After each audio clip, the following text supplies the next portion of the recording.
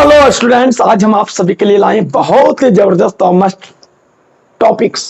जिस टॉपिक्स का नाम है क्या? भ्रूण कोश और भ्रूण पोष, एम्ब्रियो सैक और इंडोस्पर्मी। हम ये आपका दो कहते हैं आप क्या, ये आपका जो लघुत्तरी प्रश्न होता है ना, शॉर्ट टाइप क्वेश्चन, उसमें ये प्रश्न, ये आपका जो लघुत्तरी प्रश्न होता है ना, शॉर्ट टाइप क्वेश्चन, उसमें यह प्रश्न आता है। लिखा गया कि सर भ्रूणकोश एवं भ्रूणपोष में अंतर, difference between embryo sac and endosperm. Sir भ्रूणकोश क्या है, एम्ब्रियो सैक है क्या, और एंडोस्पर्मी क्या? सर तो एम्ब्रियो सैक भ्रूणकोश, कोश में नहीं रहने वाला जगह, तो वही बात है यहां पर। सर भ्रूणकोश हप्लॉइड होते हैं, क्या होते हैं? हप्लॉइड। और ये भ्रूणपोष जो होता है खाने वाला होता है, ट्रिप्लॉइड। भ्रूण पोष, पोष माने पोषण माने खाने वाला, और भ्रूण कोश माने खाने वाला, अति भ्रूण कोश माने रहने वाला, थैली, और भ्रूण पोष माने यूज करने वाला, पोषण के रूप में। तो यह हप्लॉइड होता है या ट्रिप्लॉइड होता है। और ये जो भ्रूण कोश होता है वो बीजांड के अंदर पाया जाता है जी बाबू, और ये जो भ्रूण पोष होता है वो बीजों में मिलेगा। भ्रूणपोष, जो भ्रूणपोष होता है एंडोस्पर्मी, वो बीज के अंदर ही मिलता है, जैसे धान, गेहूं, मक्का, इस समय भ्रूणपोष मिलेगा।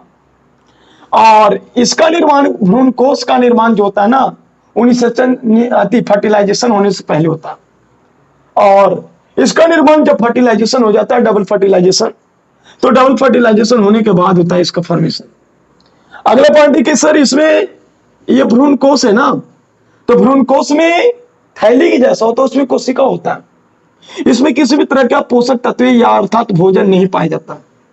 और ये भ्रूणपोष में यूज करने वाला, जैसे धान में, गेहूं में, मक्का में, नारियल में, ये सब सारी चीज जो अंदर में जो पाए जाते हैं वो भ्रूणपोष होते हैं। अर्थात इसमें भोजन संचित रहता है, भोजन संचित रहता, स्टोर रहता। आगे लिखा गया है सर भ्रूणकोश का जो फॉर्मेशन होता है वो क्रियाशील अर्थात फंक्शनल मेगास्पोर से होता है। जब क्रियाशील गुरु बीजाणु में अर्धसूत्री मियोसिस डिवीजन होता है, तब मेगास्पाति, तब भ्रूणकोश का फॉर्मेशन होता है बाबू।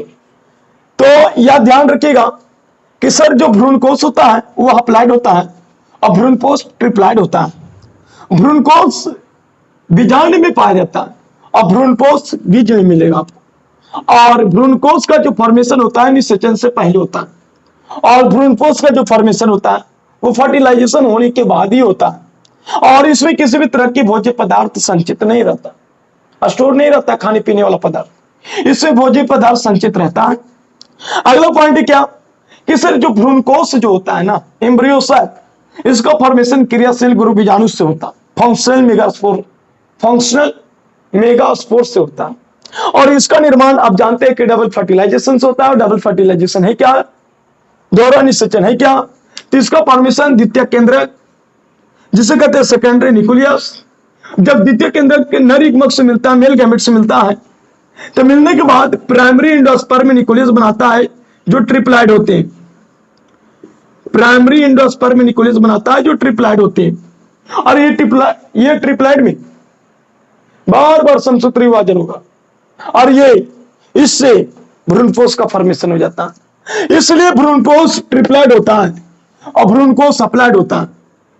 ठीक है, तो इसका निर्माण क्रियाशील गुरु बीजाणु से होता है और इसका फॉर्मेशन आप जानते हैं कि सर इसका फॉर्मेशन जब दूसरा केंद्रक, जब भ्रूणकोश में द्वितीय केंद्रक, जब भ्रूणकोश में द्वितीय केंद्रक सेकेंडरी न्यूक्लियस मेल गैमेट्स मिलेगा, तो प्राइमरी एंडोस्पर्म न्यूक्लियस का फॉर्मेशन होता है और प्राइमरी एंडोस्पर्म न्यूक्लियस ट्रिप्लॉइड होता है जी।